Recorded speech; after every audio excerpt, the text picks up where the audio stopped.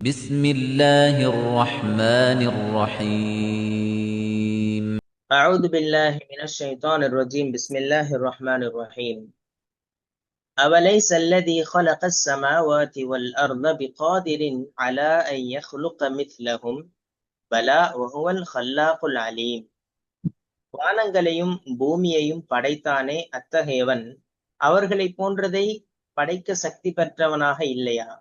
ஏன் இல்லை? அவனே ஆற்றலுடையவன்.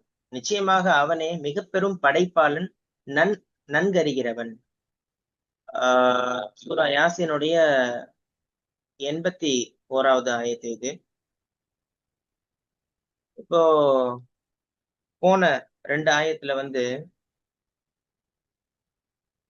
அல்லாஹ் நிறைய விஷயங்களை சொல்லி காமிச்சான். அதுல மனிதனை எந்த ஒரு முன்மாதிரியும் இல்லாம படைக்க முடிஞ்ச அந்த அல்லாஹ் திருப்பி இறந்ததுக்கு பின்னாடி உயிர் கொடுத்து எழுப்புறதுன்றது ஒரு பெரிய கஷ்டம் இல்ல. அதே மாதிரி அதற்கு ஒரு உதாரணத்தை சொல்லி காமிச்சான். ஈரப்பதமா இருக்கிற பச்சை மரத்துக்குள்ள எப்படி அல்லாஹ் நெருப்ப ஒளிச்சு வச்சிருக்கு, எரிய வைக்கிறானோ அந்த மாதிரி ஒரு விஷயம்தான் இதுவும். அதுவே அல்லாஹ்வினால் முடியும் அப்படின்னும் போது இது ஒரு பெரிய விஷயம் இல்ல அப்படின்றதெல்லாம் போன ஆயத்துக்கள்ல நம்ம பார்த்தோம். சோ இப்ப இந்த 81வது ஆயத்து என்ன சொல்லுது? மனுஷனை விட பல கோடி மடங்கு பிரம்மாண்டமான இந்த உலகம், அதாவது வானங்கள், பூமி, இது எல்லாமே தடையில்லாம அல்லாஹ் படைச்சு வச்சிருக்கிறான். ஆனா அந்த உலகத்துல, பிரபஞ்சத்துல மனிதன் அப்படின்றது ஒரு தூசி மாதிரி தான். அந்த மனுஷனை திருப்பி படைக்கிறது அப்படின்றது ஒரு சிரமமான காரியமா இருக்க முடியுமா? நிச்சயமாக அல்லாஹ்வினால் முடியாதது எதுவுமே இல்லை. குறிப்பாக இப்போ இவங்க வாதாடுறாங்கல்ல, நபி ஸல்லல்லாஹு அலைஹி வஸல்லம் அவங்கள்ட்ட கேக்குறாங்கல்ல, முடியுமா அப்படின்னு சொல்லி. அல்லாஹ்வுக்கு இவ்வளவு பெரிய விஷயத்தை செய்யும் போது இது ஒரு பெரிய விஷயமா இல்ல. ஏன் அப்படின்னு சொன்னா, நிச்சயமாக அந்த அல்லாஹு ரப்புல் ஆலமீன் அவன் தான் மிகப்பெரிய படைப்பாளன், பெரும் படைப்பாளன். அதே மாதிரி ஹல்லாக்குல் அலீம் அப்படின்னு சொல்றான் பாருங்க. அல்லாஹ் எல்லா விஷயத்தையும் பற்றி நன்கறிந்தவன். அது எப்படி செயல்படணும், எப்படி இருக்க போகுது, அதனுடைய இறுதி முடிவு என்ன, எல்லாமே அல்லாஹ்வுக்கு தெரியும் அப்படின்ற ஒரு கம்பீரமான ஒரு அறிவிப்பு தான் இந்த 81வது ஆயத். அல்லாஹ் கேட்கிறான், அவலைஸல்லதி ஹலகஸ் ஸமாவாதி வல் அர்த, வானங்களையும் பூமியையும் படைத்தவன் அவன் இல்லையா? அல்லாஹ் தானே. சோ இந்த இடத்துல அப்படின்னு சொல்லி ஒரு கேள்வி வந்திருக்கு. அப்படின்னா என்ன? இதற்கான பதில் மனிதனுடைய பகுத்தறிவை வச்சு சிந்திக்கிற மாதிரியான உள்ளதுதான். ஏன்னா மனிதன் அதெல்லாம் பாக்குறான், வானங்களை பாக்குறான், பூமியை பாக்குறான், உலகத்துல நடக்கக்கூடிய எல்லா விஷயங்களையும் பாக்குறான். அப்படின்னா அதற்கான பதில் அந்த மனிதனுக்கே தெரியும் அல்ல அந்த டோன்ல தான் கேட்கிறான். சொல்லிட்டு பிகாதிரின் அலா ஐ யஹ்லுக மிஸ்லஹும், அவர்களை போன்றவர்களை மீண்டும் படைக்க ஆற்றல் உள்ளவன் அல்லவா? காதிர் அப்படின்னு சொன்னா நமக்கு தெரியும், பேராற்றல் உடையதற்கு தான் காதிர் அப்படின்னு சொல்லி ஆஹ் சொல்லுவாங்க. சோ அந்த இதுலதான் அல்லாஹ் கேட்கிறான், அவங்கள மாதிரியே திருப்பி படைக்க முடியாதா? பலா. பலா அப்படின்னு சொன்னா இந்த இடத்துல ஆம் அப்படின்னு தான் பொருள் சொல்றாங்க. இதுல 2 விஷயம் இருக்கு. நார்மலா ஒரு கேள்வி கேட்டாங்க அப்படின்னு சொன்னா அதற்கு நாம் ஆம் அப்படின்னு சொல்லிட்டு போயிடலாம். இதே அல்லாஹ் கேட்கறது இது இது பாசிட்டிவ் கேள்வி இல்ல, நெகட்டிவான கேள்வி. லைசன் சொல்லி ஸ்டார்ட் பண்றான். லைசனா இல்லையா, அவன் இல்லையா அப்படின்னு. ஆமா அவன் தான் அப்படின்னு சொல்ற டோன்ல லைச அப்படின்னு ஒரு வேர்டு ஒரு சென்டென்ஸ் ஸ்டார்ட் ஆகுதுன்னா அதற்கு பதில் சொல்லும் போது பலா அப்படின்னு தான் பயன்படுத்தணும். ஒரு கேள்விக்கு பதில் நாம் அப்படின்னு சொல்லலாம்ல. இந்த இடத்துல அல்லாஹ் பலா அப்படின்னு பயன்படுத்தி இருக்கான் அப்படின்னா இந்த கேள்வி நெகட்டிவான கொஸ்டின். சோ அதற்கு பதில் தான் அல்லாஹ் பலா அப்படின்னு சொல்லி சொல்றான். சோ ஆம், அல்லாஹ் தான் நிச்சயமாக அப்படின்ற ஒரு பொருள். அப்போ அல்லாஹ் கேட்கிற ஒரு கேள்விக்கு இந்த உலகம் முழுக்க எல்லோருமே ஒப்புக்கொள்ள வேண்டிய ஒரு அசைக்க முடியாத ஒரு பதில் அப்படிதான் நம்ம சொல்லணும். அந்த மாதிரி அவனோட பதில் தான் சொல்லிட்டு ஒஹுவல் ஹல்லாக்குல் அலீம், அவன் தான் பெரும் படைப்பாளன், நன்கறிந்தவன், எல்லா விஷயங்களையும் சூழ்ந்தறிபவன். இப்ப அல் ஹல்லாக் அப்படின்னு சொன்னா கணக்கில்லாம, ஒரு கேப் இல்லாம, பிரம்மாண்டமாக, மனிதர்கள் ஆச்சரியப்படுற மாதிரி தொடர்ந்து படைத்து கொண்டே இருக்க முடியும். அதற்குதான் அல்லாஹ் ஹல்லாக் அப்படின்னு சொல்லி சொல்றான். அல் அலீம், ஒவ்வொரு படைப்பு எப்படி படைக்கப்பட்டிருக்கு, அதனுடைய தன்மை என்ன, அது இறுதி நிலைமை என்ன, எல்லாமே அல்லாஹ்வுக்கே நன்கறியும். சோ அந்த அந்த விதத்துலதான் அல்லாஹ் சொல்லி காமிக்கிறான்.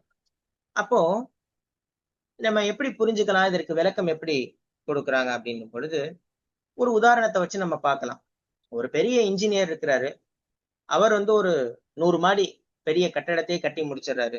ஒரு டீமோட சேர்ந்து கட்டிடுறாங்கன்னா, இல்ல அவரே வந்து பிளான் போட்டு எல்லாமே செஞ்சிடறாரு அப்படின்னு வச்சா கூட, அவர்ட்ட போயிட்டு உங்களால ஒரு சின்ன ஒரு தொட்டி கட்டி தர முடியுமா? அப்படின்னு சொல்லி கேட்டா, அது ஒரு எவ்வளோ ஒரு வித்தியாசமான ஒரு எண்ணத்த தோன்றும். அதே மாதிரி தான் மனிதனுடைய கேள்வியும். அல்லாஹ் வந்து இந்த ஒரு பெரிய ஒரு இத படைச்சிருக்கான். இந்த பால்வெளி மண்டலங்கள் அதெல்லாம் சொல்றாங்க. நட்சத்திரங்கள், சூரியன், பூமி, அதே மாரி நம்ம பார்க்கிற பல்வேறு விதமான மலைகள், இது எல்லாமே அல்லாஹ் வந்து படைச்சு வச்சிருக்கான் அப்படின்னும் பொழுது, வெறும் 5 அடி, 6 அடி உள்ள மனிதன படைக்கிறது, இல்ல திருப்பி வந்து அவன மீண்டும் உயிர் கொடுத்து எழுப்புறது அப்படின்றது வந்து ரொம்ப ரொம்ப ஈஸியான ஒரு விஷயம். அதுவும் சொல்லப்போனா, ஒரு அல்லாஹ்வுக்கு அற்பமான ஒரு விஷயம்னு கூட சொல்லலாம். அவனால கண்டிப்பா இதெல்லாம் முடியும். ஏன்னா, இதற்கு வந்து விளக்கம் சொல்றது என்னன்னா, பெருசா இவ்ளோ பெரிய உலகத்த படைச்சவனுக்கு, சின்னத படைக்கிறது ஒரு பெரிய கஷ்டம் கிடையாது. சோ, இது வந்து மனிதனை யோசித்து பார்க்க வேண்டிய ஒரு கேள்வி அப்படின்னு தான் இதற்கு விளக்கம் சொல்றாங்க. சோ, அல் ஹல்லாக் அப்படின்னு சொல்லி அல்லாஹ் சொல்றான். இந்த இடத்துல ஹாலிக்ன்னு கூட சொல்லல. ஹாலிக் அப்படின்னு சொன்னா அல்லாஹ் படைப்பவன் அப்படின்னு கூட நம்ம வந்து பொருள் கொள்றோம். ஆனா ஹல்லாக் அப்படின்னு சொன்னா, அதுக்கு வந்து அந்த வேர்டுக்கு மீனிங் வந்து கொஞ்சம் எக்ஸ்ட்ரா ஆகுது. தொடர்ந்து படைப்பவன், எல்லைகள் இல்லாமல் படைப்பவன், திரும்பி திருப்பி படைச்சுக்கிட்டே இருப்பவன், குறைகள் இல்லாம படைப்பவன். இது எல்லாமே நம்ம வந்து இதுல வந்து சொல்ல முடியுது. அப்போ மனுஷன் ஒரு பொருள உருவாக்குறான் அப்படின்னா, அது கொஞ்ச நாளைக்கு பின்னாடி அவனுக்கு வந்து சக்தி போயிரலாம். அல்லது வந்து திருப்பி அவனால செய்ய முடியாம இருக்கலாம். ஏதோ ஒரு குறை வந்துரும். ஆனா அல்லாஹ்வுக்கு ஒரு முறை மட்டும் படைக்கிறதுன்றது ஒரு ஒரு சின்ன நிகழ்வு மாரி எல்லாம் இல்ல. அது அல்லாஹ்வுக்கே உள்ள ஒரு பண்பு. அவனால எல்லாமே முடியும். அப்படின்னு இருக்கும் பொழுது மனிதனை 2வது முறை உயிர் கொடுத்து எழுப்புறது அப்படின்றது வந்து அவனுக்கு பெரிய விஷயமோ, புதிய விஷயமோ, அல்லது வந்து கஷ்டமான விஷயமோ கிடையாது. ரொம்ப ரொம்ப ஈஸியானது. அது அல்லாஹ்வினால் கண்டிப்பா முடியும். அப்ப அந்த காஃபிர்கள் கேலியா கேட்டாங்க. மீண்டும் இறைவனால் படைக்க முடியுமா அப்படின்னு. அதற்கு அல்லாஹ்வே சொல்றான், பலா, ஆம் நிச்சயமாக முடியும். அப்படின்னா அல்லாஹ்வினால் மட்டும் தான் முடியும் அப்படின்னு. ஒரே ஒரு வார்த்தையில அல்லாஹ் வந்து அவங்களுக்கான பதில அப்படியே சொல்லிட்டான். சோ அதற்கு வந்து ஒரே வார்த்தையில அந்த ஒரே வேர்டு பலா. அதிலேயே வந்து அவங்களுக்கான கேள்விக்கான பதில் கிடைச்சிருச்சு. அப்போ மனுஷன் என்ன செய்யறான்? அவன்ட்ட இருக்கிற ஒரு சின்ன அளவ வச்சுக்கிட்டு, நான் வந்து இறந்து போனதுக்கு பின்னாடி, சாம்பல் ஆனதுக்கு பின்னாடி எப்படி திருப்பி என்ன உயிர் கொடுத்து எழுப்ப முடியும்? அப்படின்னு சொல்லி தற்பெருமை கொள்றான். அதே மாதிரி பெருமை அடிக்கிறான். அதெல்லாம் முடியாது. அதெல்லாம் எப்படி முடியும்? அப்படின்னு சொல்லிட்டு பேசக்கூடியது. ஆனா, இந்த வானத்த அந்த மனிதன் நிமிர்ந்து சிந்திச்சு பார்க்கும் பொழுது, ஏன் நம்ம பகுதிகள்லயே நெறைய பேர் இருக்கலாம். அதெல்லாம் எப்படி சாத்தியமாகும்? அல்லாஹ் வந்து எப்படி படைக்க முடியும்? திருப்பி அதெல்லாம் மறுஜென்மம், மறு உலகம் அப்படின்றதெல்லாம் ஒண்ணு கிடையாதுன்னு சொல்லவங்க, அவங்கல்லாம் வந்து இந்த அல்லாஹ்வினுடைய அந்த படைப்புகள் இருக்குல்ல, ஒரு பெரிய ஒரு வானம், பூமி இதெல்லாமே யோசிச்சு பார்த்தோம்னாலே, ஆ இந்த உலகத்துக்கு முன்னாடி நான் ஒண்ணுமே இல்ல. நான் ஒரு வெறும் தூசி. அப்படி மாதிரி தான் தோணும். இவ்ளோ பெரிய படைப்ப படைக்க முடிஞ்ச ஒருத்தனுக்கு, என்னுடைய கேள்வி அப்படின்றது வந்து ஒரு முட்டாள்தனமான கேள்வி. அது அவனால கண்டிப்பா முடியும். என்னுடைய அந்த இதுதான். அப்போ மனிதன் இதை யோசிக்கும் பொழுதே அவனுடைய அந்த அகந்தை, பெருமை எல்லாமே ஒண்ணுமே இல்லாம போயிரும். அப்போ அப்ப என்ன செய்வான்? அல்லாஹ்வினுடைய ஆற்றல், அவனுடைய பேராற்றல். அதுக்கு வந்து நான் எப்பயுமே அடிபணிஞ்சு இருக்குவேன் அப்படின்னு சொல்லிட்டு மனிதன் யோசிக்க ஆரம்பிச்சிருவான். ஆனா இதெல்லாம் பார்த்தும் கூட சில பேரு சிந்திக்காம இருக்கக்கூடிய ஒரு நிலைமையும் கூட இன்னைக்கு நம்ம வந்து பார்த்துட்டு இருக்கிறோம். ஏன் மனுஷன் எப்படி நினைக்கிறான்? தன்னதான் ஒரு மிகப்பெரிய ஆள் மாரி கருதிக்கிறான். சுற்றி உள்ள எல்லாமே பார்க்கும் பொழுது அதெல்லாம் பெரிய ஒரு விஷயமா அவனுக்கு யோசிக்கிறது இல்ல. சிந்திக்கிற வரமாட்டேங்குது. அப்போ அல்லாஹ் சொல்றான் இந்த ஆயத்துல அல் ஹல்லாக். இந்த ஆயத்தை நம்ம படிக்கிறோம்னாலே அல் ஹல்லாக்ன்ற ஒரு வார்த்தையை அல்லாஹ் பயன்படுத்தி இருக்கான். அப்போ நம்ம வெறும் தூசி.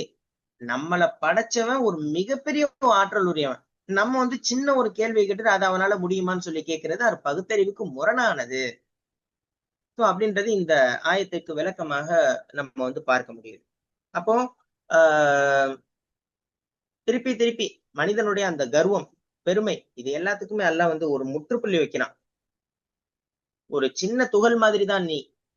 இந்த உலகத்தை படைச்சவனுக்கு அவனுக்கு அடிபணிகிறது தான் உன்னுடைய அறிவுக்கு ஏத்த மாதிரி இருக்கும்.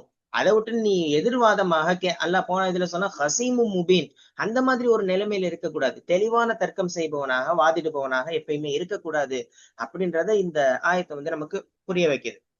அதே மாதிரி அல்லாஹ் சொல்லக்கூடிய ஒவ்வொரு வார்த்தையிலையும் நம்ம யோசிச்சோம்னு சொன்னா மிகப்பெரிய ஒரு சேஞ்சஸ் நம்ம லைஃப்ல ஏற்படும். அல்லாஹ் வந்து அலீமா இருக்கிறான். இந்த ஆயத்தை நம்ம இந்த அலீம்ன்ற வார்த்தையை யோசிச்சோம்னாலே அது ஒரு பிரீஃபா இருக்கும். அதாவது பிரீஃப்னா சுருக்கம்னு சொல்லிடுவாங்க. ரொம்ப விசாலமா இருக்கும். விசாலம்னா எப்படி? அல்ல அலீம்னா நான் வந்து விரல அசைச்சா கூட அல்லாவுக்கு தெரியும். என்னுடைய நெகம் வளர்றது கூட அல்லாவுக்கு தெரியும். என்னுடைய முடி வளர்றது கூட அல்லாவுக்கு தெரியும். ஆனா எனக்கே தெரியாது அது. 10 நாள் 15 நாளுக்கு அப்புறம் கண்ணாடியை பார்க்கும்போது தான் அந்த வித்தியாசம் தெரியும். ஆனா அல்லாவுக்கு நம்மளுடைய சின்ன சின்ன அசைவுகள் கூட தெரியும். அப்படின்னு அப்ப அல்லாஹ் வந்து அலீமா இருக்கிறான். அப்ப நம்ம ஒண்ணுமே இல்லாம இருக்கிறோம். அந்த சிந்தனை வந்து நமக்கு வந்துடும். சோ இதுதான் அல்லாஹ் நம்மள்ட்ட எதிர்பார்க்கிறது. என்னுடைய அடியான் என்னுடைய வசனங்களை கேட்டு அவன் பணிஞ்சு நடக்கணும் வாழ்க்கையில. அகந்தையோடு பெருமையோடு நடக்கக்கூடாது.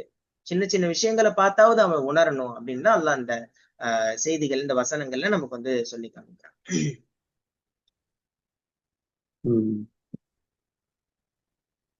أوليس الذي خلق السماوات والأرض بقادر أن يخلق مثلهم بلى وهو الخلاق العليم. அல்லாஹ் கேள்வி கேட்கிறான். நான் வந்து வானங்களை படைச்சேன், பூமியை படைச்சேன், பேராற்றல் உடையவன். பேராற்றல் ஆற்றல் ஆற்றல் எல்லாம் அல்லா டைம் தான் வருது, சோர்ஸ். அல்லா யஹ்லுக்கும் அதே மாதிரி அவங்கள ஏன் படைக்க முடியும் அப்படிங்கிறான். படைக்க முடியும்னா மறு உலகம், அந்த இறந்த போன பிறகு அவங்கள மாதிரி திருப்பி அவங்களே திருப்பி உருவாக்க முடியும் அப்படிங்கிறான் இல்லையா? அந்த அர்த்தத்தில் தான் சொல்ல இது மறுமை நாளோட சீன் தான் வருது இல்லைங்களா? பலா பலா வஹுவல் ஹல்லாக்குல் அலீம். அவ வந்து பெரும் படைப்பாளன் நம்ம. ஸோ படைப்பின் மூலம் நம்ம சொல்லுவோம், நிறைய பேர் படைப்பாளின்னா வந்து சொல்லுவாங்க. நிறைய நல்ல படைச்சிருக்கிறாரு, நிறைய புதினங்கள் படைச்சிருக்கிறாரு, இதை கண்டுபிடிச்சிருக்கிறாரு, அதை கண்டுபிடிச்சிருக்கிறாரு, ஐபோனை கண்டுபிடிச்சிருக்கிறாரு, ஆப்பிள் போனை கண்டுபிடிச்சிருக்கிறாரு, சாம்சங் போனை கண்டுபிடிச்சிருக்காரு சொல்லுவோம். பட் அதுக்கெல்லாம் மூலதனம் யாரு? அந்த மூளையை கொடுத்தது யாருன்னா அல்லாஹ் தான் இல்லைங்களா? ஹல்லாக். மேபி அவங்க எல்லாம் காலி படைத்தவங்க. பட் இந்த ஹல்லாக்குங்கிறது வந்து அல்லாஹ்க்கு மட்டும்தான் பொருந்தும் இல்லைங்களா?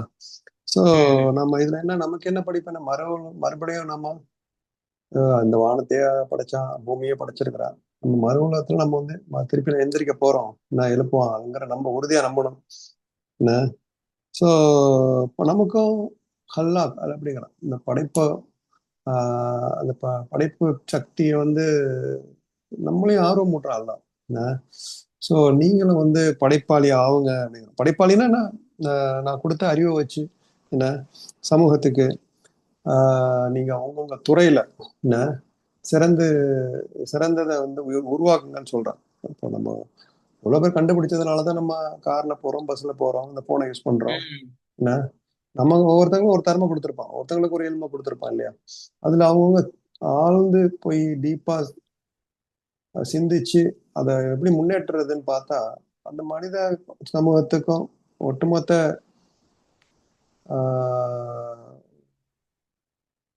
உலக சமுதாயத்துக்கும் வந்து அவங்க பயனளிக்க முடியும். நல்லா கொடுத்துருக்கிற ஏதாவது ஒரு சின்ன ஒரு இம்ப்ரூவ்மெண்ட் பண்ணா கூட என்ன. இப்போ பாக்குறோம் எவ்வளவு பேரு சின்ன சின்ன பிள்ளைங்க அந்த ப்ரோக்ராம் கண்டுபிடிக்குது, இந்த பிள்ளைங்க அது கண்டுபிடிக்குது, என்ன அந்த சாஃப்ட்வேர்ல எவ்வளவு பெரிய ராக்கெட் என்ஜினியர்கள்லாம் நம்ம படிக்கிறோம் என்ன. ஸோ அதனால வந்து ஒட்டுமொத்த சமூகமே பயன்படுதுன்னு வச்சுக்கோங்களேன் என்ன. ஸோ நம்ம சமூகம் அப்படிதான் இருந்திருக்கு ஆரம்பத்துல என்ன. ஆரம்பத்துல பாத்தீங்கன்னா நம்ம பெரிய படைப்பாளிகளா இருந்திருக்கிறாங்க என்ன. கணக்கா இருக்கட்டும், நம்பர்ஸே வந்து நம்பர் 1 2 3 இந்த 0 எல்லாம் வந்து அரபு நம்பர் தாங்கிறாங்க, சைஃபர் அப்படிங்கிறது. அதுலயும் வந்து தான், அது இல்லைன்னா ஒண்ணுமே கிடையாது, கம்ப்யூட்டர் கிடையாது, ஒண்ணும் கிடையாது என்ன. ஸோ வானவியல், சூரியன், சந்திரனை பத்தி ஆராய்ச்சிகள், மருத்துவமா இருக்கட்டும், மருத்துவமே கூட மெடிசின், இந்த சர்ஜரியை கூட முஸ்லீம்கள் தான் கண்டுபிடிச்சிருக்கிறாங்க என்ன. நம்ம அரசியலா இருக்கட்டும், வணிகத்துல கொடிகட்டி பிறந்தவங்களா இருந்தாங்க அந்த காலத்துல என்ன. ஸோ ஆரோக்கியமா இருக்கட்டும் என்ன, விளையாட்டுல வந்து அதுலயும் தலை சிறந்து வழங்கி இருக்கிறாங்க என்ன. போரை கண்டுபிடிச்சு இந்த போர் தளவாடங்கள்ல வந்து அல்லாதான் கண்டுபிடிச்சு, அல்லாதான் உங்களுக்கு வந்து எப்படி அந்த போர் ஆடைகளை அணிவியர்கள் கற்றுக் கொடுத்தேன் நல்லதான் சொல்றான் இல்லைங்களா, மனிதர்களுக்கு கற்றுக் கொடுத்தேங்கிறான் என்ன. ஸோ இதெல்லாம் நம்ம வந்து சிறந்த விளங்கிய மார்க்கம். இப்போ நம்ம எப்படி இருக்கிறோம் அப்படின்னு நம்ம கேள்வி கேட்கணும். நம்ம என்ன, நாம வந்து அந்த அளவுக்கு ஈமானோட நம்ம ஒரு படைப்பாளியா எத்தனை பேர் நம்ம எவ்வளவு படிச்சுக்கிட்டு இருக்கிறாங்க, இல்லைன்னு சொல்ல வரல. என்ன ஒரு எவ்வளவு பேரு இப்போ படைப்பாற்றல் மிக்க சிறந்து விளங்கிக்கிட்டு இருக்கிறாங்க, இல்லாம இல்ல. இன்னும் இந்த மாதிரி அவங்க அறிஞர்கள் ஆகணும். அல்லாஹ் வந்து என்ன சொல்ற ஹல்லாக்கு அப்படிங்கிறான், நம்ம அட்லீஸ்ட் ஹாலிக்காவது இருக்கணும். நம்ம என்ன, அலீம் நம்மளும் அறிஞ்சுக்கணும். இந்த புது விஷயங்களை நம்ம அல்ல நம்மளும் அறியறான் என்ன, நம்மளும் வந்து அறியறதுக்கு ஆலிம்ங்கிறது இதுல வந்து வந்துச்சு இல்லைங்களா. இந்த ஒவ்வொருவரும் வந்து அவங்க துறையில மத்த விஷயங்களை இல்ம கத்துக்கிறதுக்கு நல்லா இந்த வார்த்தை மூலமா நம்ம எல்லாம் வந்து மோட்டிவேட் பண்றோம். ஸோ நீங்களும் அந்த மாதிரி அல்லாவுடைய திருநாமங்கள் சொல்றோம்ல, ஹாலிக்கு அலீம் எல்லாமே இருக்கும் என்ன. சில விஷயங்களை வந்து நம்ம துவாக்கள் கேட்கும் போது அந்த வார்த்தை அந்த அல்லாவுடைய அஸ்மாவுல் ஹுஸ்னாவை சொல்லி கேட்க சொல்றாங்க துவாக்கள்ல. எல்லாம் நீ பெரிய படைப்பாளனா இருக்கிற, எனக்கு படைப்பு சக்தியை கொடு என்ன. நல்லா நீ பெரிய அறிஞனா இருக்கிற, எனக்கு என்ன, எனக்கு வந்து அறிவை கொடு என்ன. ஸோ அதுக்குள்ள நிறைய துவாக்கள்லாம் இருக்குது என்ன. நல்ல கல்வி வர்றதுக்கு, நல்ல படைப்பாற்றல் வளர்க்கறதுக்கு நல்லா அல்லா கிட்ட துவா செஞ்சா நம்மளும் ஒரு உலகத்துல சமூகத்தை முன்னேற்றத்திற்கு, நம்மளே முன்னேற்றிக்கிறதுக்கும் பொருளாதார வழியில என்ன முடியும். பட் அதே நேரம் நம்மளை படைச்சவன் நம்ம ஒரு நாள் முகத்தாக்குவான், திருப்பி மாஷர்ல நிக்க போறோம் அப்படிங்கறத உறுதியா நம்பணும். அப்பதான் வந்து நமக்கு அந்த பெருமை வந்துடாது. நம்ம தான் கண்டுபிடிச்சோம் என்ன, இது நம்மளுடைய, இது யாரு கண்டுபிடிச்சா அப்படின்னா ஒரு மனிதன் பேர் தான் சொல்லுவோம் என்ன. ஸோ அவனுக்கு அவனை படிச்சது யாரு அல்லாதான் இல்லைங்களா, அவனுக்கு மூளை கொடுத்தது யாரு அல்லாதான். அப்படி அந்த மூலம் வந்து அவன்கிட்ட போய் நல்லா கிட்ட என்ன. ஸோ அதே நேரம் அவங்கள வந்து பாராட்டாம இருக்க முடியாது. நான் அவங்க வந்து கண்டுபிடிச்சா அவங்கள வந்து கொண்டாடணும், பாராட்டுறது தப்பு இல்லை என்ன. பட் அதை கொடுத்த அந்த தௌஃபீக் கொடுத்த அல்லாஹ்க்கு இன்னும் நிறைய நன்றி செலுத்தணுங்கிறத நம்ம இந்த ஆயத்துல நான் புரிஞ்சுக்கிறேன். சரிங்களா.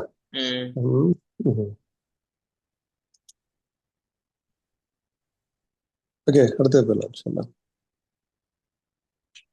இன்னமா அம்ருஹு இதா அராத ஷைஅன் ஐ யகூல லஹு குன் ஃபயகூன். அவன் யாதொரு பொருளை படைக்க நாடினால் அதற்கு அவன் கட்டளையிடுவதெல்லாம் ஆகுக என கூறுவதுதான், உடனே அது ஆகிவிடும். 82வது ஆயத்து. இந்த ஆயத்துல அல்லாஹ் ரப்புல் ஆலமீன் என்ன சொல்றான், இப்போ ஒரு பொருளை படைக்கிறதுக்கு அல்லாஹ்வுக்கு வந்து எவ்வித ஒரு மூலப்பொருளோ அல்லது வந்து ஒரு கால அவகாசமோ சிரமம் எடுத்துக்கொள்றதோ எதுவுமே தேவையில்லை. அதே மாதிரி மனிதனை மீண்டும் உயிர் கொடுத்து எழுப்புறதோ அல்லது ஒரு புதிய ஒரு உலகத்தை படைக்கிறதுக்கோ அல்லாஹ்வுக்கு வந்து ஒரு பெரிய சிரமம் எல்லாம் இல்லை. அவனுடைய ஒரே ஒரு வார்த்தை, அந்த கட்டளை குன் அப்படின்னு ஒரு வார்த்தையை சொன்னான், ஆகு அப்படின்னு சொன்னா ஃபயகூன், அது ஆகிரும். சோ அவனுடைய அந்த மகத்துவத்தை சொல்லி காட்டக்கூடிய ஒரு ஆயத்து தான் இது. இன்னமா அம்ருஹு, அல்லாஹ்வினுடைய கட்டளை, அந்த அதிகாரம் எல்லாம் இதா அராத ஷைஅன், அவன் ஏதேனும் ஒரு பொருளை நாடினால் அப்படின்னு சொன்னா இந்த இடத்துல வந்து அல்லாஹ் ஒண்ணு செய்யணும்னு நினைக்கிறான் அல்லது வந்து ஒண்ணு நடக்கணும்னு எதிர்பார்க்கிறான் அப்படின்னு சொன்னான், ஐ யகூல லஹு குன், அதற்கு அவன் ஆகு என்று சொல்வதுதான்.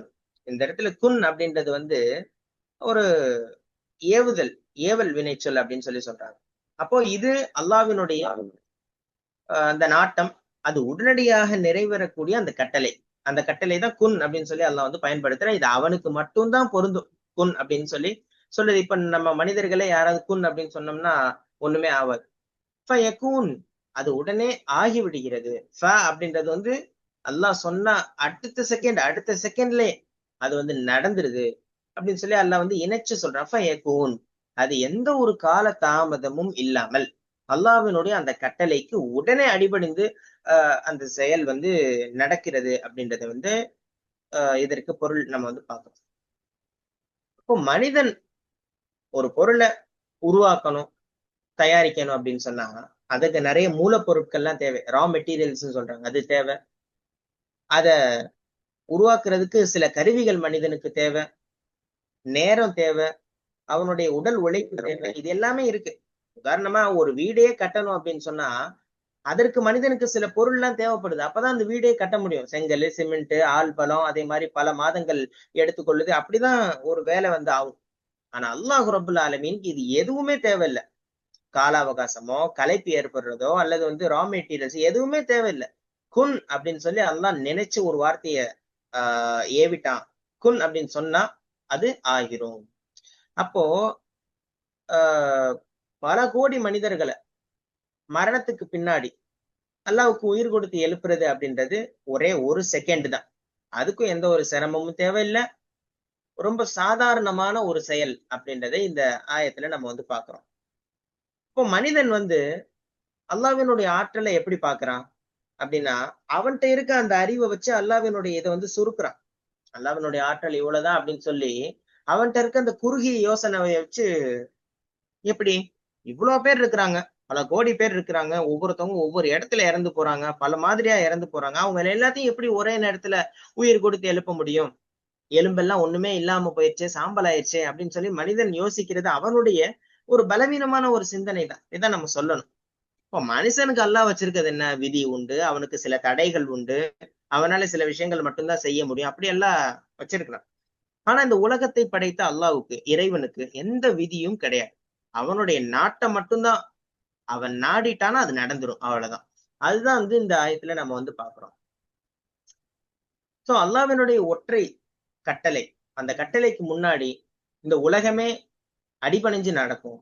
அவன் சொல்றத அப்படியே அது வந்து செய்யும் அப்படின்றத இந்த ஆயத்துல நம்ம வந்து புரிஞ்சு கொள்றோம். அப்போ நம்ம வணங்குற அல்லாஹு ரபுல் ஆலமீன் அவன் இந்த உலகத்தை படைக்கிறதுக்கு ஒரு வார்த்தையே போதும் அப்படின்னும் பொழுது அவன் எவ்வளவு பெரிய பேராற்றல் மிக்கவனா இருக்க முடியும். அப்போ இதை நம்ம யோசிக்கும் பொழுது நம்ம வாழ்க்கையில எவ்வளவு பிரச்சனை ஏற்படும், தீர்க்க முடியாத பிரச்சனைகள் ஏற்படும். அந்த இடியாப்ப சிக்கல் அப்படின்லாம் சொல்லுவாங்க, வெளியவே வர முடியாதமா அந்த சிக்கல்லாம் இருக்கும்.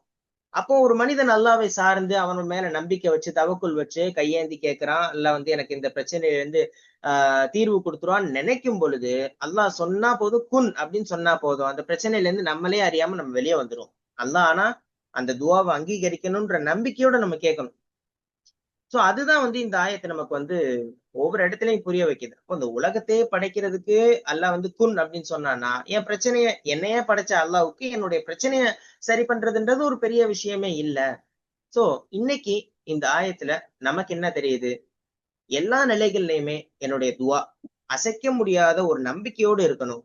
எவ்வளவு பெரிய சோதனை வந்தாலும், நோய் வந்தாலும், தீர்க்க முடியாத பிரச்சனை வந்தாலும், சிக்கல் வந்தாலும், அந்த பிரச்சனைய ஒரு செகண்ட்ல மாற்றி அமைக்கிறதுக்கு அல்லாஹ்வினுடைய ஒரே ஒரு கட்டளை போதும். அதற்கு நம்ம என்ன செய்யணும்? அல்லாஹ் இடத்துல ஒரு பேர ஆசையோட, ஒரு உறுதியான நம்பிக்கையோட சார்ந்து அல்லாவை மட்டுமே நம்பி நம்ம கேட்கும் பொழுது நிச்சயமாக அல்லாஹ் நினைச்சா நம்ம பிரச்சனையை குன் அப்படின்னு சொன்னானா அந்த பிரச்சனை சரியா போயிடும். அதே மாதிரி மனிதன் அவன் கண்டுபிடித்த சில விஷயங்களை வச்சு பெருமையா நினைக்கிறான். நான் கண்டுபிடிச்சிருக்கேன், நான் இது செஞ்சிருக்கேன், அது செஞ்சிருக்கேன் அப்படின்னு சொல்லி. ஆனா அல்லாஹ்வினுடைய படைப்பாற்றல் ரொம்ப இலகுவானது.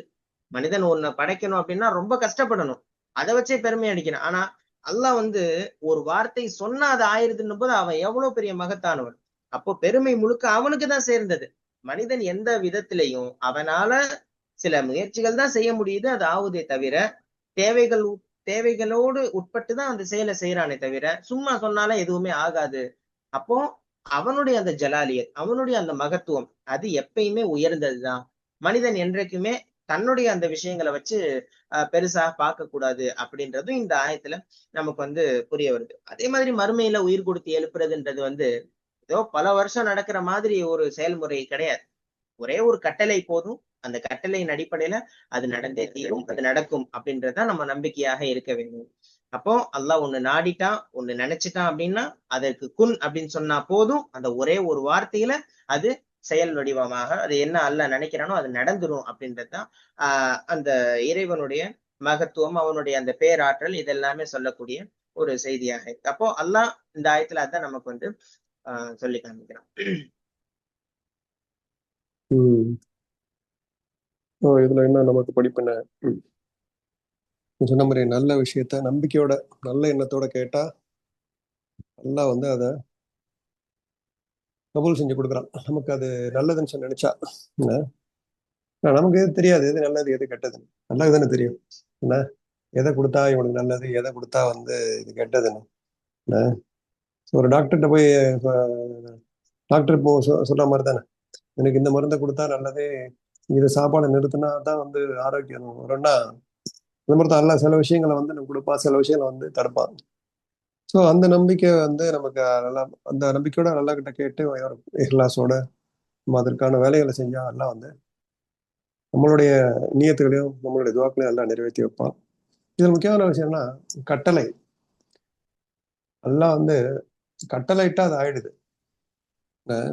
நமக்கு எவ்வளவு கட்டளை போடுறோம் குரான்ல. என்ன? ஜகாத்து கொடுங்க, என்ன? தொழுவுங்க, வந்து பெற்றோரை நல்லபடியா பாத்துக்கோங்க, உங்களுக்கு கீழே உள்ளவங்களை நல்லபடியா நடந்துக்குங்க, கருணையா இருந்துக்குங்க. சில விஷயங்கள் அம்ராவே சொல்லுவாங்க. என்ன? சோ நம்ம அந்த கட்டளை நமக்கு வந்து சாய்ஸ் கொடுக்குறான். கட்டளை கொடுத்து அம்ரு வந்து கட்டளை குன் ஃபயக்கும் நல்லா சொல்ல நம்மள செய்வோர் இவன் வந்து குன் மூமின் அப்படின்னு ஆயிருப்போம். அல்ல அந்த ஆடுற போல்ல நம்மள. ஏன்னா அது சொல்லியிருந்தாலும் எல்லாருமே ஈமான்தாரிகளா என்ன ஆயிருப்பானா அந்த குன் ஃபயக்கும் ஓ ஆமனுன்னு தான் சொல்லலாம். ஓ ஆமனு குன் ஆமனு சொல்லி தான் வச்சுக்கோங்க. என்ன நம்ம எல்லாருமே அது வந்து அல்ல அந்த உன்ன அது மட்டும் வைக்கல. அவன் நான் வச்சிருந்தா நமக்கு இந்த குரானே தேவையில்லைங்களே. என்ன? நபிமார்களே தேவையில்லை. நம்ம பாட்டு மலாய்க்கத்துமார்கள் மாதிரி என்ன நம்ம எப்போதுமே நன்மை செஞ்சுக்கிட்டு தான் இருப்போம். நமக்கு எந்த ஒரு சாய்ஸையும் கொடுத்து இந்த குரானு நம்ம நபிமார்கள்லாம் அமிச்சு நம்மளை வந்து நல்லா வந்து நம்மளை வந்து ஒரு பெரிய ரெஸ்பான்சிபிலிட்டி கொடுத்துருக்கான். அது வந்து நம்ம நம்ம எப்படி கண்ணியப்படுத்தியிருக்கான் பாருங்க. ஸோ நம்மளை வந்து அந்த கண்ணியத்தை வந்து நம்ம அல்லாஹ் கொடுத்திருக்கிற நம்ம நம்ம மேல நம்பிக்கை வச்சிருக்கிறத நம்ம நிமிஷம். ஸோ அல்லாஹ் கொடுத்திருக்கிற அல்லாஹ் வச்சிருக்கிற நம்ம மேல வச்சிருக்கிற நம்பிக்கையை நம்ம அவனுக்கு நம்ம நம்பிக்கைக்கு பாத்திரமா இருக்கிறோமா இல்ல நம்பிக்கை துரோகம் செய்யறோமா அப்படிங்கறத நமக்கு நம்ம கேட்டுக்கணும். ஸோ அந்த மாதிரி நம்பிக்கைக்கு அல்லாஹ் நம்ம மேல நம்பிக்கை வச்சு செய்யுங்க, ஓ ஈமான் கொண்டவனே, ஓ மனிதனே அப்படின்னு சொல்லும் போது நம்ம அதெல்லாம் செஞ்சா நம்ம எல்லாம் எவ்வளவு சந்தோஷப்படுறோம். என்ன? அப்படியே நம்ம தப்பு செஞ்சாலும் நம்ம வந்து மீறினாலும் எல்லாம் வந்து கருணையால தான் இருக்கிறான். அர் ரஹ்மானா தான் இருக்கிறான் உலகத்துல. அர் ரஹீமா இருக்கிறான் இல்லைங்களா? அர் ரஹ்மான் அர் ரஹீம் சொல்லுவாங்க. ஸோ மன்னிக்கிறான், திரும்ப திரும்ப சான்ஸ் கொடுக்குறான், கடைசி மௌத்து வரைக்கும் சான்ஸ் கொடுக்குறான். என்ன? ஸோ அப்படியும் அதுக்கும் மேல போய் ஒண்ணு ரொம்ப வரம்பு பாசிக்குகள் இந்த தாலி மீன்களை தான் என்ன சொல்றான் எல்லாம் வந்து குஃபருக்கு போயிட்டாங்க, அவங்களுக்கு தான் பெரிய தண்டனை அப்படின்னு சொல்றான். ஸோ நமக்கு வந்து கொன்னுன்னு சொல்லலைன்னா கூட நமக்கு வந்து நம்பிக்கை வச்சு நம்மளை வந்து ஒரு நல்ல மூமினா ஆகணும் அப்படின்னு சொல்லி இருக்கிறதுனால நம்ம அந்த அல்லாவுக்கு வந்து நம்ம என்ன மாதிரி நம்மளை எதிர்பார்க்கறோம் அந்த மாதிரி நடந்துக்கணும். என்ன? ஸோ ரெண்டாவது அல்லாவுடைய ஆற்றலை நம்ம புரிஞ்சுக்கணும். குன் ஃபயக்கூன் அல்ல நாடு சொன்ன நாடி அல்ல அந்த துவாவும் கேட்கணும். அல்ல நீ வந்து என்ன அந்த மாதிரி ஆக்கிடு, இந்த சாலிஹீன்களை ஒருவன் துவாக்கள்லாம் இருக்கு இல்லையா, என்ன சாலிஹீன்களை ஒருவனை ஆக்கிடு, என்ன என்ன வந்து ஈமான்தாரிகள்ல வந்து தக்குவா வந்து இன்க்ரீஸ் பண்ணு என்ன அப்படின்னா அல்ல திடீர்னு குன் அப்படின்னு கபூல் செஞ்சுட்டான்னா நம்ம அந்த மாதிரி ஆயிடும் இன்ஷா அல்லாஹ். என்ன அந்த எண்ணத்தையோட நம்ம கேட்டுக்கிட்டே இருப்போம். ஸோ நமக்கு இந்த ஆற்றலும் கிடையாது. பொண்ணுன்னு சொன்னா ஒன்றும் ஆகாது. என்ன ஒருத்தங்களை பார்த்து ஆயிடுன்னு சொன்னா ஆயிட மாட்டாங்க. அதுக்கு வந்து நம்ம திருப்பி திருப்பி தர்த்தீப் செய்யணும். பிள்ளைங்களா இருக்கட்டும், தாயா இருக்கட்டும், மனைவியா இருக்கட்டும், அவங்களுக்கு வந்து நம்ம திருப்பி திருப்பி தர்த்தீப் நம்மளும் வந்து சைத்தான் வந்து வசுவசா கொண்டுகிட்டே தான் இருப்பான், கொண்டு வந்துகிட்டே இருப்பான். அதுக்கு தான் நம்ம அந்த திக்கர் குரானை ஒதுக்கிட்டு மற்றவங்களையும் நம்ம வந்து நினைவுபடுத்திக்கிட்டே இருக்கணும் இன்ஷா அல்லாஹ். அப்போதான் நம்ம அல்லாஹ்க்கு வந்து நம்ம நல்லா படிச்ச நோக்கத்தை நம்ம நிறைவேற்றுவோம். அப்போதான் அல்லாஹ்க்கு ரசூலுக்கும் அவங்க சொல்ற கட்டளையில மீறாம நம்ம இன்ஷா அல்லாஹ் சொர்க்கத்துக்கு போலாங்கிறது நான் இந்த ஆயத்துல தெரிஞ்சுக்கலாம். என்ன நினைக்கிறீங்க? ஆஹ் நம்மள இன்னும் குன்னுன்னு சொல்லலையா அவங்க என்ன குன் ஆமனும் அப்படின்னா முடிஞ்சு போச்சு இல்லையா? ஆஹ் நம்ம எல்லாம் ஆயிருப்போமே. அது இல்லாம நீங்க சொன்ன மாதிரிதான் ஒரு ம் இதே இல்லாம போயிருக்கு. நமக்கு வேலையே இருந்திருக்காது. தாவா செய்யணும், அது செய்யணும், எந்த இருக்காது. ஆமா. ஒரே எல்லாரும் ஈமான் கொண்டுட்டாங்கன்னா. ஆமா. இல்ல இல்ல. So அதுவும் நீங்க நிறைய தடவை சொல்லுவீங்களே பேலன்ஸ். ஆமா. அல்லாஹ் வந்து இப்படியும் வச்சிருக்கான், அப்படியும் வச்சிருக்கான். இவங்களுக்கு முஸ்லிம்களுக்கு முஸ்லிம்களுக்கு சோதனை, அவங்களுக்கு டெஸ்டிங் எப்படி இருக்க போறாங்க. கரெக்ட். நல்லவேளை அந்த வகையில வந்து அல்லாஹ் நமக்கு இஸ்லாத்தை கொடுத்து நம்மள பரிசுத்தமாக்கி வச்சிருக்கான். ரெண்டாவது உதாரணமா சொல்றான், இந்த மாதிரி நான் மத்தத ஆகுன்னு ஆயிடுது, நீ மட்டும் ஏன் ஆக மாட்டேங்கிற அப்படின்னு கேக்குறான். என்ன அதுக்கு வந்து நான் சாப்பாடு கொடுக்கறது இல்லை, எல்லாத்தையும் கொடுக்குறான். இல்ல படைச்ச படைப்புகள் எல்லாத்துக்குமே வந்து எல்லா படைப்புகளுமே வந்து திக்கிற செய்துங்கிறான். நான் அதுக்கு உள்ளதையும் பார்த்து ரிஸ்க கொடுக்கறது அல்லாதான். மரத்துக்கும் சரிங்க, வானம் பூமி சந்திரன் சூரியனை வந்து மேனேஜ் பண்ணணும் அவன் தான். சோ அதெல்லாம் சொல்றத கேக்குது. நீனும் இந்த மாதிரி அவங்கிறதையும் நமக்கு வந்து சொல்றான். நீ அது பொண்ணுன்னா ஆயிடுது, நான் வந்து இதை செய்யினா ஏன் செய்ய மாட்டேங்கிறேன் அப்படிங்கிறதையும் வந்து நம்ம இதுல புரிஞ்சுக்கலாம். அப்படியும் ஒரு அர்த்தமும் நம்ம எடுத்துக்கலாம். இல்ல அதுக்கு வந்து இப்போ இந்த உலக படைப்புகள் எல்லாத்துக்குமே குன் அப்படின்ற ஒரே ஒரு வார்த்தை தான் கட்டளை. சரி. ஆனா மனிதனுக்கு வந்து அல்லாவை அஞ்சிக் கொள்ளுங்கள், எஹ்சானோடு நடந்து கொள்ளுங்கள், பொறுமையாக இருங்கள், கோவப்படாதீங்க, எவ்வளவு கட்டளை பாருங்க. ஆமா. உலகமே கட்டுப்படுது. ஆமா, கூணுன்னு சொல்லுவான். ஆய் விடுங்கள்மா, கொன்னுன்னு சொல்ல மாட்டான். ஆய் விடு, என்ன அவங்களோட சேர்ந்துருங்க அப்படின்னு சொல்லுவான். ஸோ என்னோட மாதிரி நினைக்கிறேன். அல்லாஹ் ஆலம் இது நான் நினைக்கிறது கரெக்டா என்ன அப்படிங்கிறது. ஸோ இப்போ எதுவும் சொல்ல வந்தேன், என்னது இன்னொன்னு சொல்லுவாங்கல்ல இந்த மாதிரி, என்ன சொன்னீங்க கடைசியா, என்ன சொன்னீங்க? அதாவது வந்து உலகத்துல உலகம் முழுவதுக்கு குன் அப்படின்ற ஒரு வார்த்தை தான். ஆனா மனிதர்களுக்கு மட்டும்தான் அல்லாவை அஞ்சிக் கொள்ளுங்கள், கோபம் கொள்ளாதீர்கள், பொறுமையா இருங்க அப்படின்னு சொல்லி எல்லாம் அல்லாஹ் சொல்றாங்க. மனிதனுக்கு உன்னோட சிறப்பும் அல்லாஹ் சொல்றான். மனிதன் வந்து தன் கையால வந்து படைத்த அப்படிங்கிறான். தன் கையால ஒரு விஷயம், மனிதன் தன் கையால வந்து படைச்ச அப்படிங்கிறான். மனிதன் ஆகி விடுங்க ஆக்கலங்கிறான் இல்லைங்களா? நல்லா சொல்றான் சில இடத்துல. மத்த எதைய அந்த படைச்சேன். ஸோ அது இன்னும் சிறப்பு நமக்கு.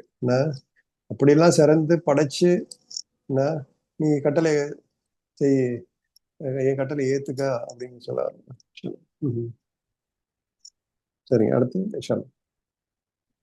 فسبحان الذي بيده ملكوت كل شيء وإليه ترجعون. ஆகவே சகலவற்றின் அதிகாரம் ஆட்சி எவனுடைய கைவசம் இருக்கின்றதோ அத்தகையவனே மிக பரிசுத்தமானவன், மேலும் அவன் பாலே நீங்கள் திரும்பிக் கொண்டு வரப்படுவீர்கள்.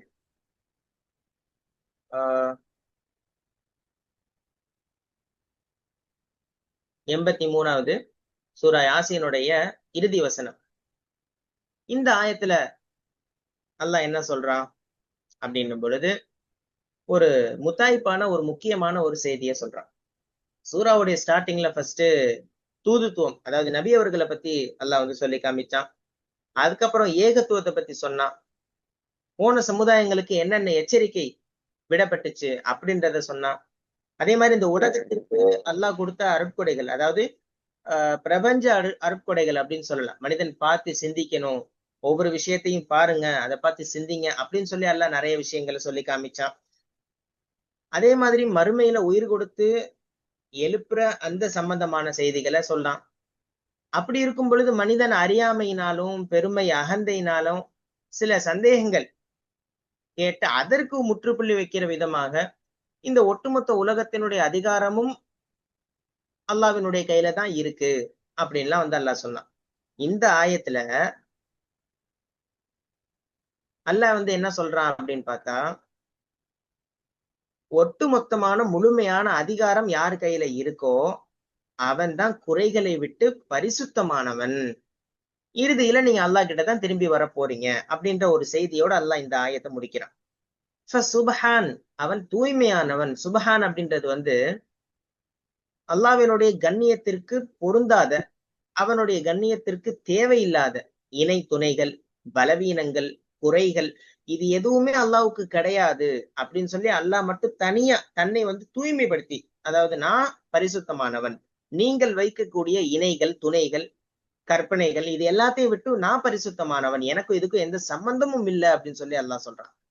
பியதிஹி, சுபஹானல்லதி பியதிஹி மலக்கூத்து குல்லி ஷை, ஒவ்வொரு பொருளினுடைய அதிகாரம் அல்லாஹ்வினுடைய கரத்தில் தான் இருக்கிறது. அப்போ பியதிஹி அப்படின்னு சொல்லி சொல்றது என்ன? அல்லாஹ்வினுடைய கையில, கட்டுப்பாட்டுல இருக்கு அப்படின்னா, உலகத்தினுடைய முழுமையான ஆதிக்கம், உலகத்தை பாதுகாக்கிறது, உலகத்தினுடைய அதிகாரம் எல்லாமே அவனுக்கு மட்டுமே, அவனுடைய கையில தான் இருக்கு. அதே மாதிரி மலக்கூத் அப்படின்னு சொல்லி அல்லாஹ் ஒரு வார்த்தையை பயன்படுத்துறான். முல்க் அப்படின்னு சொன்னா ஆட்சி, மலக்கூத் அப்படின்னு சொன்னா அவனுடைய பன்மை. அதாவது இந்த உலகத்தினுடைய வெளிப்படையான, மறைமுகமான, சின்ன பெரிய எல்லா பொருட்கள், அதனுடைய முழுமையான ஆதிக்கம் அப்படின்றது, அதிகாரம் அப்படின்றது அல்லாஹ் கிட்ட தான் இருக்கு. ஓ இலைஹி துர்ஜாஊன், மேலும் அவனிடமே நீங்கள் திரும்பி கொண்டு வரப்படுவீர்கள். அதாவது வந்த இடம் தற்காலிகம், திருப்பி போறதுதான் நிரந்தரம். அப்போ மரணத்திற்கு பின்னாடி மறுமை நாளில் அல்லாஹ்வினுடைய நீதிமன்றத்திற்கு எல்லாரும் மீட்டெடுத்து கொண்டு வரப்படுவார்கள் அப்படின்றத அல்லாஹ் இந்த ஆயத்தை முடிக்கிறான். சோ இதுல நம்ம என்ன புரியுது அப்படின்னு சொல்லி பார்க்கும் பொழுது, இந்த உலகம் முழுக்க அல்லாஹ்வினுடைய கட்டுப்பாட்டிற்குள்ளதான் இருக்கு. மனிதனுடைய பிறப்பு, மனிதனுடைய இறப்பு, அவன் சுவாசிக்கின்ற மூச்சு காத்து, அவனுக்கு கொடுக்கப்படுகின்ற வாழ்வாதாரம், அதே மாதிரி இந்த விண்வெளியில் இருக்கக்கூடிய சின்ன சின்ன அணுக்கள் முதல் பெரிய பெரிய கோள்கள் வரை எல்லாமே அல்லாஹ்வினுடைய கையில தான் இருக்கு, அவனுடைய கரங்கள்ல தான் இருக்கு அந்த கட்டுப்பாடு முழுக்க. அப்ப அந்த அல்லாஹ் சுபஹான அப்படின்னு சொல்லி சொல்றானே, தூய்மையானவன் அப்படின்னு சொல்றானே அப்படின்னா, மனிதர்கள் அல்லாஹ்வை எப்படி புரிஞ்சுக்கிறாங்க அப்படின்னு சொன்னா, அவங்களுடைய மனிதர்களுடைய சிந்தனைக்கு எப்படி கடவுள் தெரியுதோ அதே கடவுளா ஏத்துக்கிறாங்க. பொய்யான தெய்வங்களை, பலவீனமான விஷயங்களை, அறியாமைகள், குறைபாடுகள், இப்படி எல்லாமே மனிதர்கள் அல்லாஹ் தப்பா யோசிக்கிறாங்க. ஆனா அல்லாஹ் சொல்றான், இந்த பலவீனம், அறியாமை, குறைபாடு இது எதுவுமே எனக்கு கிடையாது, நான் பரிசுத்தமானவன் அப்படின்னு சொல்லி அல்லாஹ் தன்னை பற்றி சொல்றான். அப்போ இந்த உலகத்துல யாருடைய அதிகாரமும் நிரந்தரமானது இல்லை. அல்லாஹ்வினுடைய அதிகாரம் மட்டுமே என்றைக்குமே நிலையானது, அது நிரந்தரமானது. அப்ப மனிதனுடைய கடமை என்ன? அல்லாஹ்வை தஸ்பீஹ் செய்வது, அல்லாஹ் பரிசுத்தப்படுத்துவது.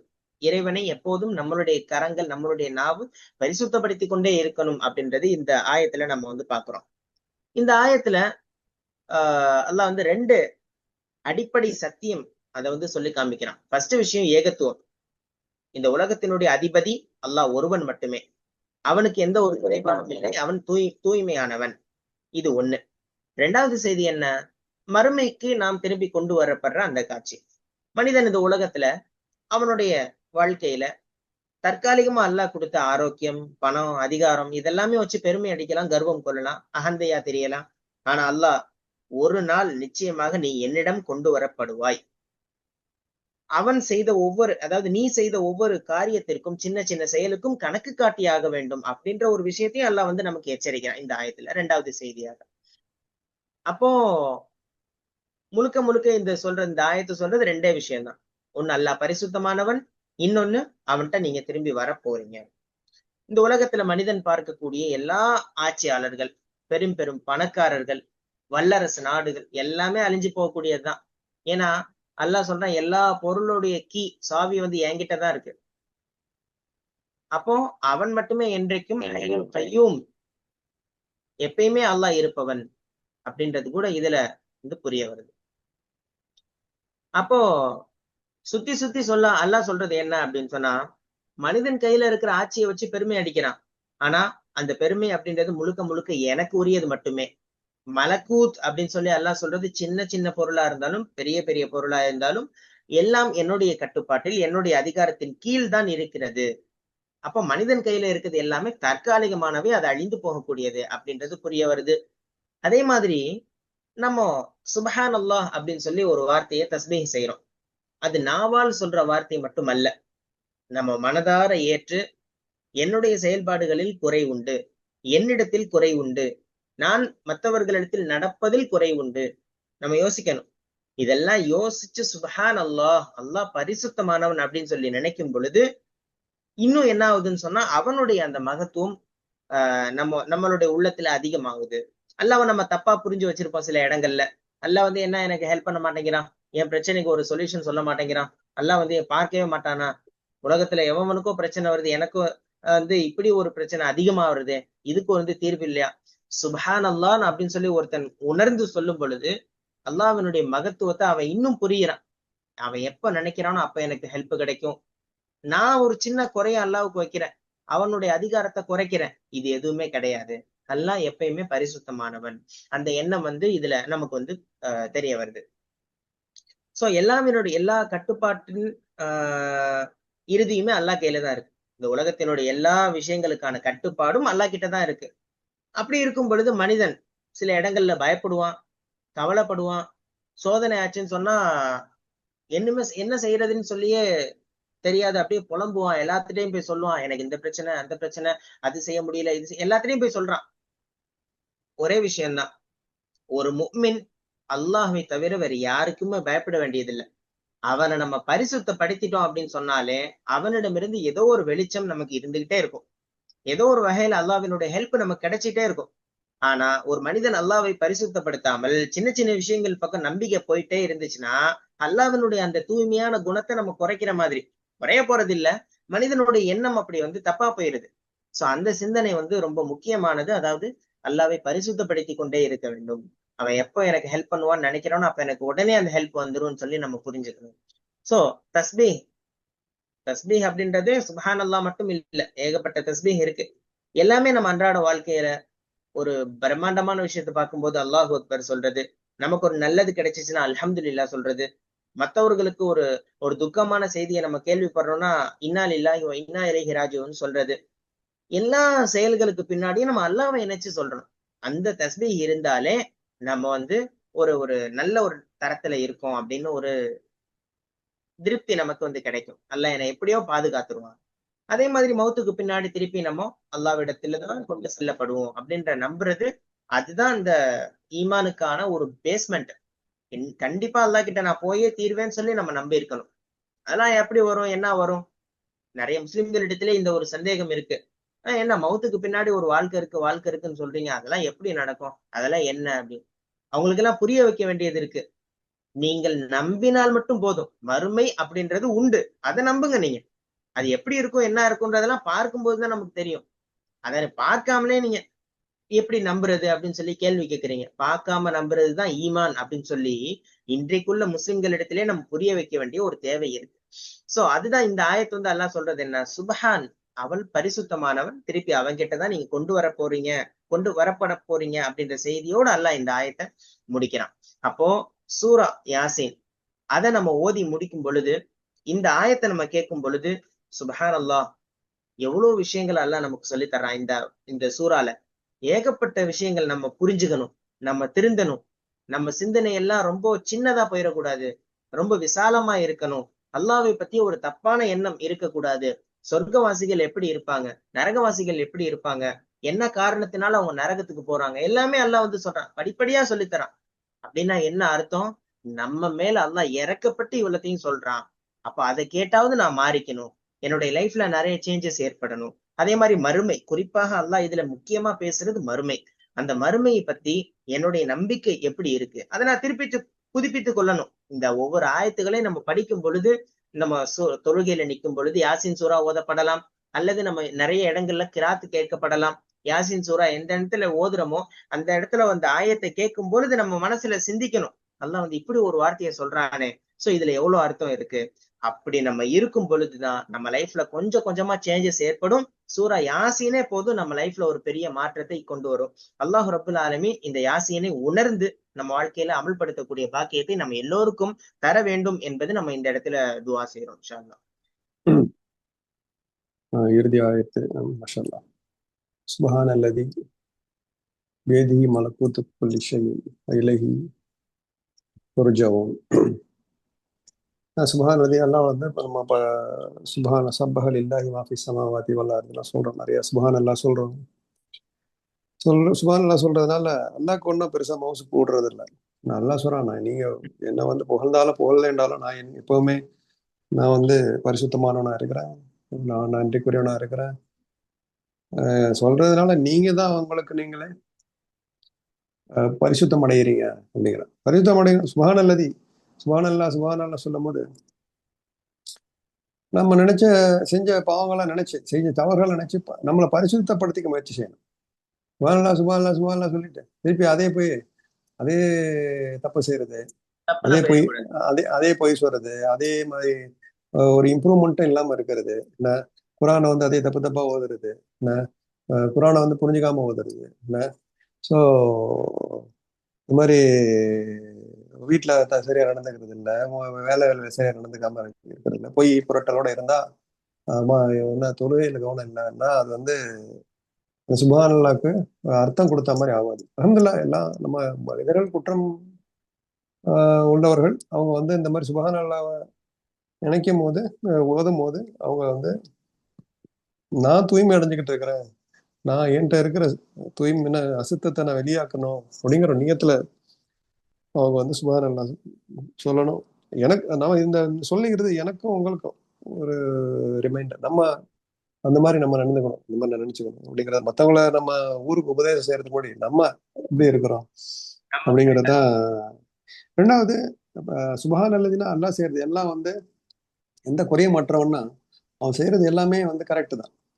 அவன் நம்மளை வந்து எங்க வச்சிருக்கானோ அது கரெக்ட் என்ன, என்னென்ன எப்படி டெஸ்ட் பண்றானோ கரெக்ட் என்ன, எப்போ ஹயாத்தை கொடுத்தானோ கரெக்ட், எப்போ மூத்த கொடுக்குறானோ அவன் வந்து அதுல வந்து எந்த குறையும் கிடையாது.